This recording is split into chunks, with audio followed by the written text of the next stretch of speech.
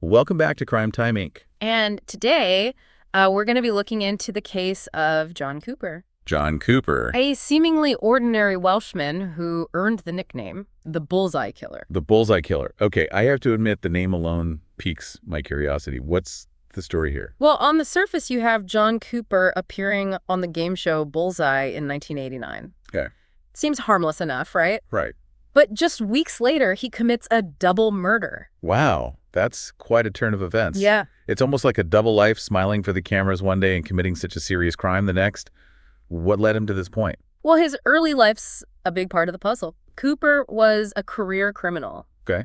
With a long rap sheet, we're talking assault, theft, you name it. So crime was already a familiar path for him. Oh, yeah, he was no stranger to the wrong side of the law. Okay. But there's a twist. Okay. In 1978, Cooper wins a huge sum of money, Ah. 90,000 pounds, Wow. in a spot-the-ball contest. That was a life-changing amount back then. It was. Especially back then, yeah. Yeah, you'd think that kind of windfall would set him on a better course.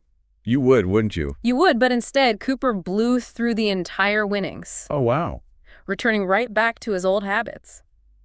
It almost seems like that win sealed his fate, pushing him further down a criminal path. It's an interesting thought. The money didn't solve his problems. Right. And perhaps it even exacerbated them.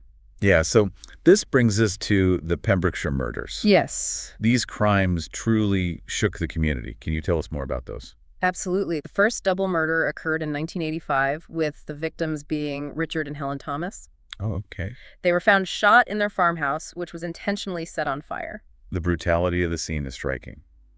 Richard was shot twice, once in the stomach and once in the head. Helen was tied up before being shot. It's a very violent crime. Indeed, and just 4 years later, in 1989, Okay. Cooper struck again, killing Peter and Gwenda Dixon, a couple vacationing in Pembrokeshire. This is the one that happened so soon after his bullseye appearance. They were found shot dead on a coastal path, right? Correct, and there's another detail in this case that stands out. Okay. They were forced to give up their bank card PIN before they were killed. That really speaks to the calculated nature of these crimes. He wasn't just acting on impulse. There was a plan, and there was that strange thing with Cooper stealing Gwenda's shorts and being seen wearing them later. Yes, a very peculiar detail Right. that further connected him to the scene, but unfortunately the violence didn't stop there. Uh-huh. In 1996, Cooper attacked a group of 5 teenagers. This is the case where he ambushed them with a shotgun. Yes, and he committed acts of sexual violence, leaving those young people deeply traumatized. It's truly awful. It's difficult to comprehend the level of terror they must have experienced, and this pattern of violence wasn't just limited to strangers. Cooper's own son, Andrew, has spoken out about the years of abuse he suffered at his father's hands. That's right. Andrew has shared some truly disturbing stories. One that stands out is the time Cooper put a shotgun in his mouth and pulled the trigger. He actually did that to his own son. He did. Thankfully, the gun wasn't loaded. Oh my God. But can you imagine the psychological impact of that on a child? Andrew also sustained a severe back injury after being beaten by his father. It's a lasting reminder of the abuse he endured. This paints a very dark picture of John Cooper. How did someone capable of such violence manage to evade capture for so long? It's a question many people asked at the time, but Cooper was cunning and careful. He knew how to cover his tracks and blend in. Yeah, he even managed to provide a false alibi Wow. for himself and his family when he was questioned about the Thomas murders back in 1985. Really? He even made his son lie to the police. It's amazing how he was able to manipulate those around him. He had a knack for maintaining a facade of normalcy. Yeah.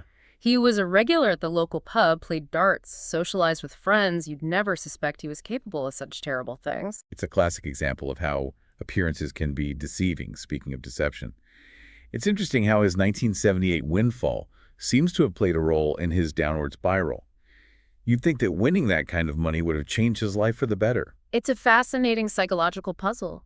Instead of using the money to build a stable future, he went on a spending spree, gambling, drinking. It's as if the windfall gave him a false sense of entitlement. Yeah. And when the money was gone, he was willing to do whatever it took to regain that feeling of power and control.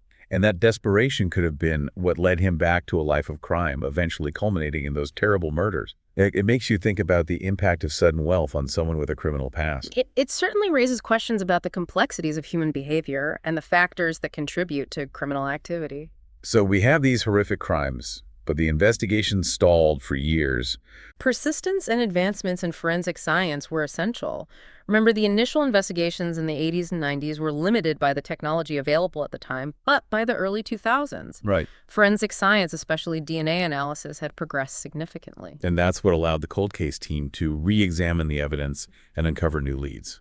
Precisely, they reviewed every detail, every piece of evidence. They were determined to find that one irrefutable piece of evidence, that golden nugget that would definitively connect Cooper to the crimes. And that golden nugget turned out to be a tiny speck of blood on a pair of Cooper's shorts. Yes. The same shorts that were mentioned by witnesses and seen in that bullseye footage. It's remarkable how such a seemingly insignificant detail can lead to such a major breakthrough. It highlights how even the smallest piece of evidence can be crucial, and it's a testament to the meticulous work of forensic scientists in this case. That tiny blood spatter analyzed with new DNA techniques provided the irrefutable evidence needed to bring Cooper to justice. They were also able to connect fibers found in Cooper's shed to evidence from the murders and the attack on the teenagers. So his tendency to hoard things ultimately played a role in his capture. Exactly. He kept trophies, mementos of his crimes, the clothing, the weapons, these items. Without him realizing, it held the key to solving the case. It's like something out of a crime novel. This calculated killer, motivated by greed and a need for control, undone by his own compulsion to hold on to these grim souvenirs. And let's not forget the role played by the media, particularly the journalist Jonathan Hill. Absolutely. Hill was conducting his own investigation into the Pembrokeshire murders. Okay. He agreed to hold off on publishing his findings in exchange for exclusive access to the police investigation.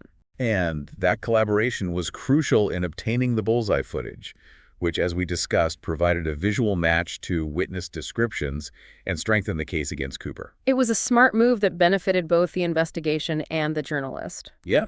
The collaboration allowed Hill to gain insights into the case, and it helped law enforcement solidify their case against Cooper. It shows how powerful partnerships can be in achieving justice. But the story doesn't end with Cooper's conviction, does it? You're right, the investigation into John Cooper and his crimes raised new questions about other unsolved cases in the area. There's a possibility that there might be more victims out there. That's a terrifying thought. Are there any specific cases that investigators are looking into? There are a couple that stand out. Cooper was suspected of involvement in the deaths of Harry and Meghan Tewes, a case that has baffled investigators for years. He was also linked to the deaths of Griff and Patty Thomas, a case initially ruled a murder-suicide but later raised suspicions. So this seemingly ordinary man who appeared on a game show might be responsible for even more than what he was convicted of. That's a terrifying thought for the community. What does this possibility mean for these cold cases? It opens up new avenues of investigation. Forensic science is constantly evolving, and there's always a chance that new evidence could come to light, potentially revealing the true extent of Cooper's crimes. So there's still hope for the families of those who lost loved ones in these unsolved cases. Absolutely. The pursuit of justice never truly ends. And with advancements in technology and investigative techniques, there's always a chance that the truth will eventually be revealed. John Cooper's case is a powerful reminder that even the most complex and seemingly unsolvable crimes can be cracked with persistence, collaboration, and the relentless pursuit of justice. Exactly. And for the families of the victims, the hope for answers and closure never fades. John Cooper's story is a stark reminder that evil can hide beneath the surface of seemingly ordinary people, and the quest for justice often demands patience, innovation, and unwavering commitment. It's a sobering reminder that we never truly know what goes on behind closed doors or the darkness that some people are capable of concealing. And this case, with its twists and turns, the unexpected fortune that leads to a downward spiral, the brutal acts of violence, and the long road to justice, feels like something you might see in a crime drama. It's a reminder that reality can be stranger than fiction. And the fact that there might be more victims out there makes this case even more disturbing. It makes you wonder how many other John Coopers might be out there hiding in plain sight. It's a sobering thought. We can't always rely on appearances to tell us the whole story. Sometimes the most dangerous predators are the ones who blend in seamlessly, the ones who manage to convince everyone that they're just harmless. And that's why it's so important to be aware of the signs, the subtle cues that might indicate someone is capable of harming others. This case highlights the incredible advancements in forensic science, which were pivotal in bringing Cooper to justice. Who would have imagined that a tiny spot of blood on a pair of shorts could unravel a decades-old mystery? It's a testament to the power of science and the unwavering dedication of those who work to solve these complex cases. It's a reminder that even in the darkest of times, when it seems like justice will never be served, there's always hope, science is constantly evolving, and the pursuit of truth never ends.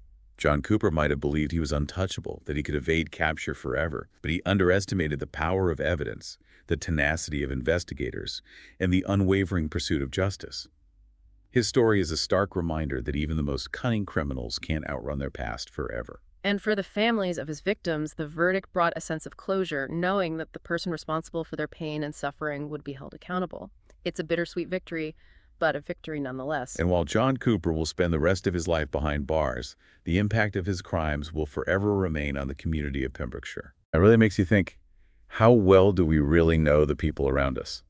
It's a question we often ask ourselves when confronted with cases like this. Yeah. John Cooper was a master manipulator. Right. He presented this facade of normalcy fitting right into the community. And it's particularly unsettling in a small, close-knit community like Pembrokeshire. Right. These weren't strangers to him. He was part of their lives. Exactly. And that makes his crimes even more shocking and difficult to process. Yeah. You mentioned the possibility of more victims, and that's something that must weigh heavily on the minds of people in Pembrokeshire.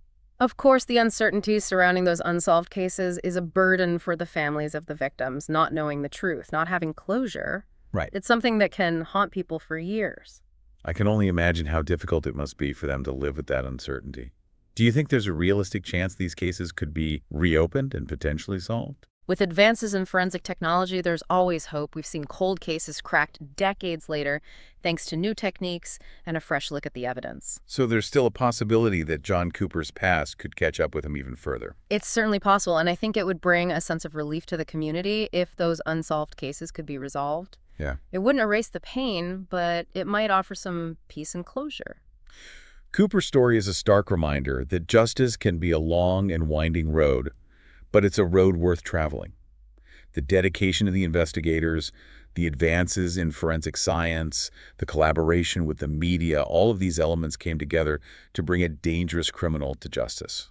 It shows that even in the most challenging cases, persistence and a belief in the power of truth can prevail. John Cooper's conviction serves as a powerful reminder that actions have consequences, and even the most cunning criminals can't escape justice forever. It'll be interesting to hear what Simon and Tom think about this case in their weekly review on Sunday. But in the meantime, tune in tomorrow for another great true crime episode.